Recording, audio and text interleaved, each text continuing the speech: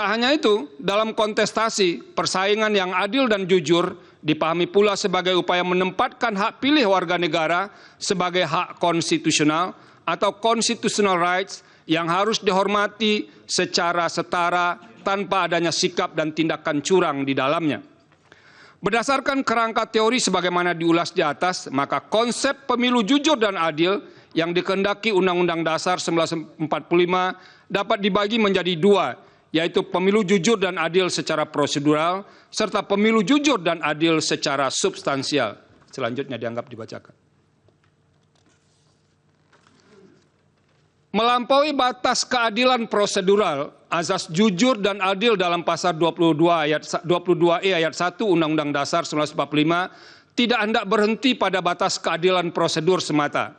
Jujur dan adil dalam norma konstitusi tersebut menghendaki sebuah keadilan substantif. Bila mana hanya sebatas keadilan prosedural, azas pemilu jujur dan adil dalam Undang-Undang Dasar 1945 tersebut tidak akan pernah hadir.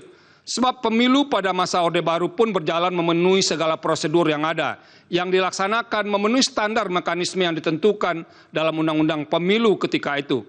Namun secara empirik, pemilu Orde Baru tetap dinilai curang karena secara substansial pelaksanaan pemilunya berjalan dengan tidak fair, baik karena faktor pemihakan pemerintah pada salah satu kontestan pemilu maupun karena faktor praktek penyelenggaraan pemilu yang tidak memberi ruang kontestasi yang adil bagi semua kontestan pemilu. Oleh karena itu, azas jujur dan adil dalam norma pasal 22E ayat 1 Undang-Undang Dasar 1945 menghendaki sebuah keadilan dan kejujuran pemilu yang lebih material.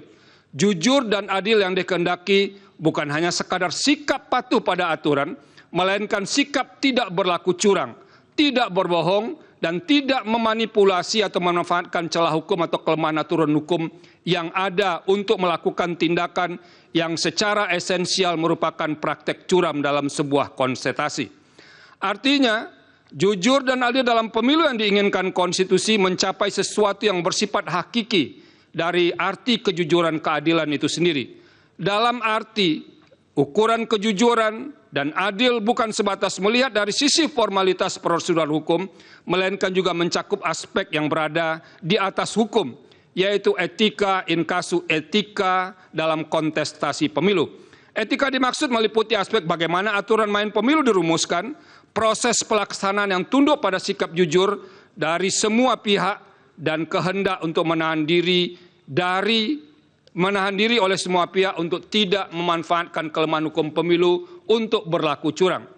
Pemilu jujur dan adil sesuai dengan kehendak konstitusi adalah pemilu yang diikuti dengan sikap penuh ketulusan dan tidak berbohong, tidak curang, dan tidak memanipulasi dengan jalan apapun. Pemilu jujur dan adil adalah pemilu yang diikuti dengan sikap apa adanya, di mana antara pemilih dan calon yang dipilih sama sekali tidak terikat oleh sebuah praktek transaksi politik yang tidak didasarkan pada sikap dan tindakan yang mencederai kejujuran dan keadilan pemilu, sehingga bermuara pada rusaknya pemilu yang berintegritas. Menimbang bahwa berkenaan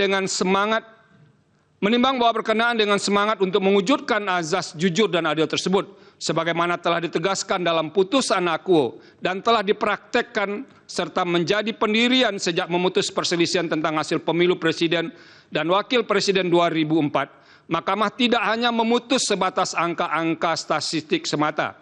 Apabila Mahkamah dipasung dan dibatasi itu hanya menilai atau memeriksa angka semata, sama saja dengan menurunkan derajat amanah konstitusi dalam menjaga nilai-nilai konstitusi atau constitutional values dan prinsip-prinsip demokrasi, democratic principles. Secara empirik, Mahkamah tidak membatasi diri untuk hanya memeriksa dugaan kesalahan penghitungan atau perbedaan selisih suara semata. Dalam hal ini, untuk mewujudkan roh pasal 24 ayat 1 Undang-Undang Dasar 1945, dalam menyelenggarakan peradilan guna menegakkan hukum dan keadilan, Mahkamah tidak memasung dirinya dengan tafsir sempit, hanya sebatas angka. Jikalau Mahkamah memasung dirinya hanya sebatas angka, upaya mewujudkan pemilu berintegritas tidak ubahnya seperti mencari jarum dalam tumpukan jerami. Oleh karena itu, perdebatan perihal apakah Mahkamah hanya berwenang untuk memeriksa perselisihan angka saja harus diakhiri. Sebagai peradilan konstitusi, Mahkamah akan terus dan harus terus berfokus pada memeriksa berbagai persoalan yang dapat memengaruhi hasil pemilu. Jelajahi cara baru mendapatkan informasi. Download Metro TV Extend sekarang.